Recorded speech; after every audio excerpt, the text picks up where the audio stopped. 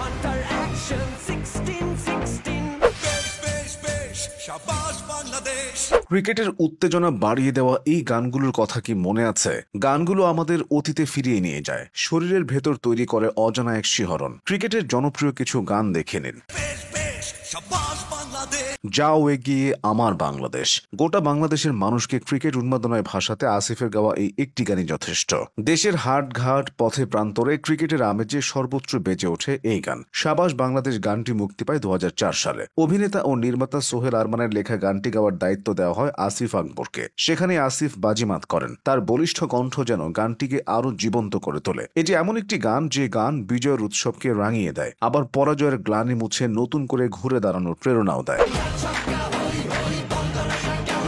2014 সালের কথা। বাংলাদেশ প্রথমবারের মতো এককভাবে টি-20 বিশ্বকাপের আয়োজন করে। সে বছর বিশ্বকাপকে সামনে রেখে কয়েকটি গান মুক্তি পেয়েছিল, তবে সবগুলোকে ছাপিয়ে জনপ্রিয় হয়ে ওঠে ফুয়াদ আল মুক্তাদিরের 4 ছক্কা হই হই শিরোনামের গানটি। ফুয়াদের সঙ্গীতায়োজনে গানটিতে কণ্ঠ দেন পান্থ কানাই, কণা ও এলিটা সহ অনেকে।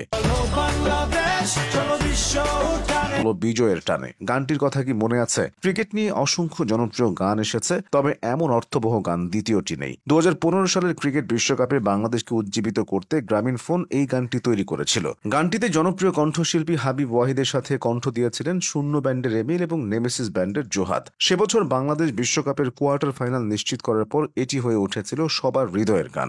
অনেকে তো ফোনের রিংটোন হিসেবেই এটি সেট করে রেখেছিলেন। মনে হয় সেদিন মুক্তি পাওয়া গান, অথচ এক যুগ পার হয়ে গেছে। 2011 বিশ্বকাপের আগে মার ঘুরিয়ে শিরোনামে গানটি মুক্তি পেয়েছিল। হিন্দিতে এটি দে ঘুমাকে শিরোনামে মুক্তি পেয়েছিল। দে ঘুমাকের বাংলা অর্থ দাঁড়ায় মার ঘুরিয়ে। গানটিতে কণ্ঠ দিয়েছিলেন ভারতের শঙ্কর মধুবন ও দিব্য কুমার। দূরবীন ব্যান্ডের এই গানটির আবেদন এবং জনপ্রিয়তা আজও কমেনি। এই গানটিও 2011 বিশ্বকাপকে সামনে রেখেই তৈরি করা হয়েছিল। গানটি লিখেছিলেন রবিউল ইসলাম জীবন, আর কণ্ঠ দিয়েছিলেন আরেফিন রুমি, কাজী শুভ, শহীদ এবং আয়ুব শাহরিয়ার। ক্রিকেটের গানের রাজপুত্র বলা হয় শুভ্রদেবকে। 1999 সালের বিশ্বকাপের সময় আসাদুজ্জামান নূরের লেখা গুড লাক বাংলাদেশ শিরোনামের গানে কণ্ঠ দিয়েছিলেন তিনি। তার সঙ্গে ছিলেন কণ্ঠশিল্পী শাকিলা জাফর, সৈয়দ আব্দুল হাদি এবং সুবীর নন্দী। ওই একই বছর শুভ্র গেয়েছিলেন হাউস দ্যাট শিরোনামের আরেকটি গান। এরপর 2000 সালে বাংলাদেশ টেস্ট ক্রিকেটের মর্যাদা পাওয়ার পর লিখেছিলেন চার মারো মারো রে ছক্কা মারো মারো রে শিরোনামের গান। এছাড়া 2007 সালের বিশ্বকাপে বাংলাদেশ জেগে ওঠো শিরোনামে আরেকটি গান করেন শুভ্রদেব। এই গানটিও তুমুল জনপ্রিয়তা পায়।